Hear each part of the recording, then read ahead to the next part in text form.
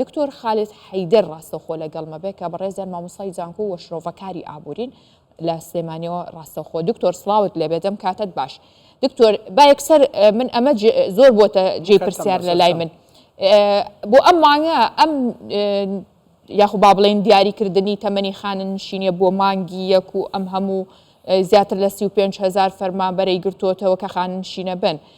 ئەمانە نابێتە بیانوێک لای حکوومەتی عێراق بۆی کە موچەی مانگی یەکیش زیاتر دوا بخات کە بەو پێی بڵێ ئامادە نەکراوە یاخود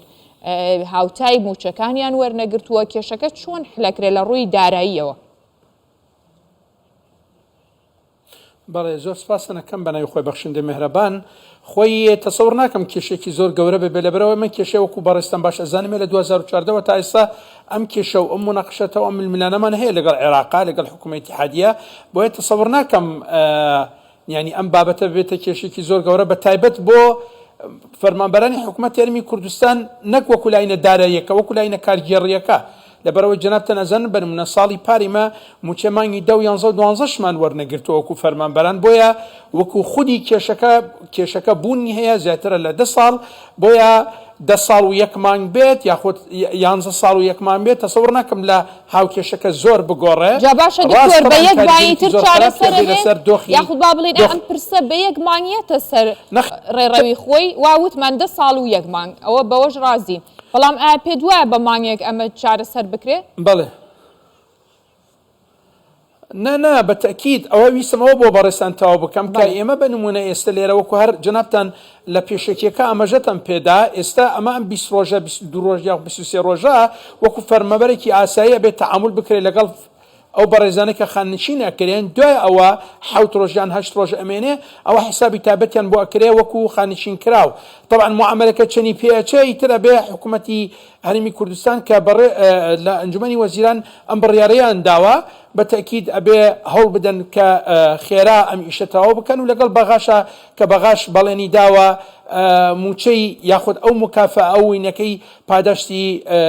کۆتایی خزمەتەکەی کارینە بەنمونە مکافاتی نهایەت الخدمە کۆتایی هینە خزمەتەکە کەی ئەو فەرمانبەرانەی کە خانشین ئەکرێن بەغا بەڵێنی ئەوەی داوە حکوومەتی اتحادیە کە ئەو پاش بکە کە بە تەکید وەکو ئەوەی بەراورد بکرێتەوە باوەی حکوومەت هەرێمی کوردستان ئەوەی ئێمە وەریەگرین وەکو پاداش نیوەی ئەوەی کە بەغا ئیدات. بۆیە تەسەوڕەکەم ئەم بڕە پارەیە کە وەکو کێشەیەکی دارایی قورساییەکی دارایی بکەوێتە سەر شانی حکوومەتی عێراقی نەک حکوومەتی هەرێمی کوردستان. باشە ئەی لێکەوتە داراییەکانی چییە بێت لەسەر هەرێمی کوردستان دکتۆر؟ بەڵێ خۆی بە تەکید ئەگەر ئێمە بڵێن لێکەوتە ئابوووریەکان نەک بەس داراییەکان لێکەوتە داراییەکان لێرە وەکو بەڕستە نامەژەتە پێدا 35 بۆ 36 هزار کەس خانشین ئەکرێ بە تەکید ئەو بەڕێزانەی کە بنمونە تەمەنیان سەروی 6 ساڵە و ئەو کەسانەش ئەو مامۆستانی کە پرۆفیسۆر و پرۆفیسۆری یاریدەدەرن سەروی 63 ساڵن موچەکانیان بنمونە زۆر کەمە بێتەوە بە تەکید لەبەرەوەی موچەی خانشینکردنی ئەینی خانشین کراو زۆر کەمتر لەوەی کاوەی کە لە خزمەتی حەقیقی و فعلیە. بۆیە لێرە وەکو کاریگەری لەسەر فەرمانبەر خۆی ئەوەی کە خانشین ئەکرێ کاریگەریەکە نەرێنیە بێ بەڵام بۆ حکوومەتی هەرێمی کوردستان پارێکی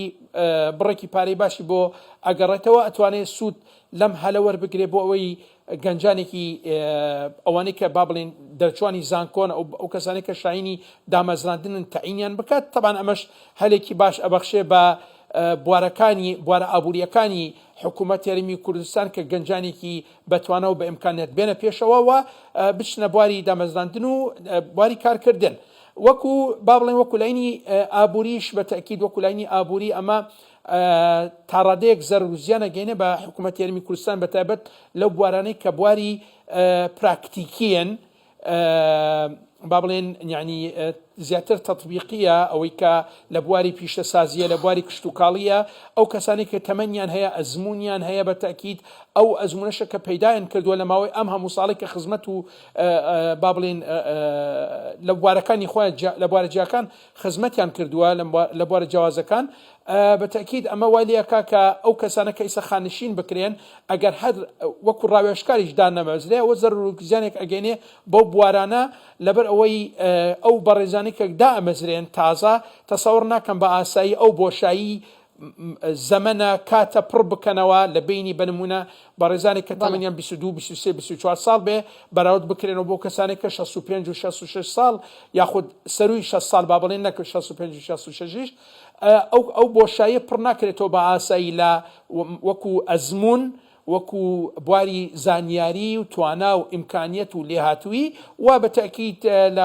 لە بواری لە بابەتی با بڵین ئەکتیڤی کارایی تا چڕ باشە دکتۆرەوە تو ئاماژە بەواکەیت کە ئەڵێ ئەم زیاتر لە 35,000 کەسێک کە خانەنشین نەکرێن بێگومان بۆشایی لە لێهاتووییان دروستە بێ بۆشایی لە ئەزمونیەوان دروستە بێ و لەو کەسانە دروستە بێت لە جێگرەوەیانە بێ و باسی ئەوەت کرد باشە بۆ جێگرەوەی ئەمە پێویستە کە دەرفەتی دامەزراندن هەبێ لێرەیە کێشەکان چین کە دروستە بن بۆ دەرفەتی دامەزراندن لە کاتێکە تا ئێستا یەکلانە بۆ تۆ یاخود با بڵێن عێراق هێشتا ئەو بەشە بودجەیە کە حەقی هەرێمی کوردستانە لە ڕابردووشە نەک بە پێی ئەو سەرژمێریی کە ئێستاش هەیە نەیاوە ئەلەمە دیسانەوە کێشە دروست نابێتەوە کێشەکە قوڵتر ناکاتەوە لەگەڵ بەغدا خۆی ئەزەنی چییە هەندێک بەڕێز ئەڵێ ئەم کێشەیە کێشەی سیاسی نییە لە پەرلەمانتەرا ئازیزەکان ئەڵێن کێشەکە کێشەی سیاسی نییە کە من پێچەوانەی ئەو ڕاو بۆچوونەمە هەیە لەگەڵ ڕێزم بۆ بۆچوون و ئەو ڕایە لەبەرەوەی کێشەی خۆی سیاست چییە سیاست هوەری بەڕێوەبردننی کۆمەڵگەیە واتە لێرە حکوومەتی عێراقی کە نەتوانێت ئەم کێشەیە چارەسەر بکە لەگەڵ حکوومەتی ئیتیحادیە نەیتوانی وەکو لایەنی سیاسی سەرکەوتوو بێ بۆیە من تەسەوڕەکەم بابەتەکە زیاتر بواری سیاسیە بواری کارگێڕیە نەک بوارەکانی تر بێن یعنی زۆر بە ئاسایی ئەکرا حکوومەتی ئیتیحادی لەگەڵ حکوومەتی یاریمی کوردستانە ڕێک بکەوتایە لە 2014 2015 هەمیشە من باسی ئەوم کردووە کە لەگەڵ حکوومەتی یاریمی کوردستانە ڕێک بکەوێ بڵێ ئێوە 19 وەزارەتەن هەیە و من 19 لیژنەم بۆتان نارد بۆ وەرگرتنی سەرجەم داتا و زانیاری بایۆمەتری فەرمانبەران و دوای ماوەیەکیان بۆ دیاری بکرێت ماوەی مانگێک بنمونە بۆ کارکردن و ئیشی ئەو لیجانانە کە دێتەوە تەواو بێ لیژنەکان دێنەوە بۆ ئەنجومەنی وەزیرانی اتحادی عێراقی بە تاکید ئەو کاتە داتا و زانیاریکی ڕێکوپێک پێشکەشەکرێت ئەو کاتە زۆر بە ئاسایی ئەم بابەتی لیستەکە کێشەی تایە و کێشەی تیانەوە کە بەڕێسەن ئاماژاتە پێدەین بە تاکید ئەم کێشانە نەئەما لەو کاتەوە لە 2014 و 2015 نەگەیشتە 2025 بۆیە تەسەورەکەم بەڵێ من لەگەڵ جەنابتانە هاوڕام کە ئەم بابەتە لەوانەیە موچەکە دوا بخات بەڵام وەکو عەرزی جەنابتانم کرد دواکەوتنی موچە بۆتە شتێکی ئاسایی بەداخەوە لای ئێمە وای لێ هاتووە کە ئێمە بنمونە مافی خۆمان کە مانگی 12 کە تا ئێستا ئێمە وەرمان نەگرتووە ئەو موچەیە باسە موچە مانگی یەکیش ئەکەین وەکو ئەوی کە موچە مانگی 12 فەوتا بێ کە بڕیاری محکەمەی ئیتیحادیە جەنابتان ئەزان لەسەر ئەم بوارە کە ئەبێ موچەی فەرمانبەرانی یاریمی کوردستان بدرێت مانگ بە مانگی خۆی بەڵێ دکتۆر خالید حەیدەر مامۆستای زانکۆ و شرۆڤەکاری ئابووری لەگەڵمان بوو سوپاس بۆ ڕوونکردنەوەکانت